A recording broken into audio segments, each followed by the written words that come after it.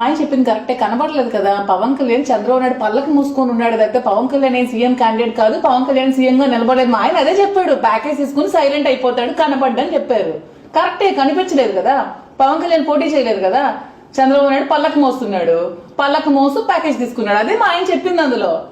మా మొగుడు చెప్పిండు కరెక్టే అక్క, దివ్యలక్క. ఎవడు నీ మొగుడు? మొదటి మొగుడా, రంకు మొగుడా, లేకపోతే ఇంకొక మొగుడా? ఎవడని అనుకోవాలి మేము? చెప్పేది క్లారిటీగా చెప్పి చావచ్చు కదా. ఏంటంటే పవన్ కళ్యాణ్ మీద కామెంట్ చేస్తాను, నా మొగుడు అన్నాడు అంటాను, బాగానే ఉంది. మొదటి మొగుడు అయితే రాజకీయ అవగాహన లేనివాడు. రెండో మొగుడు అంటావా? అట్లాంటప్పుడు నువ్వు మీ ఇంటి పేరు దివ్యలానా లేకపోతే దువ్వాడనా ఏదో క్లారిటీగా చెప్పి సావకపోతుంది. మొత్తానికి నీ పాత మొగుడు ఇంకా నీకు విడాకులు ఇవ్వలేదు. దువ్వాడకి పాత భార్య, ఆమె ఆయనకు విడాకులు ఇలా. మరి మీరిద్దరు ఎప్పుడు పెళ్లి చేసుకొని కాలబడి చచ్చారు?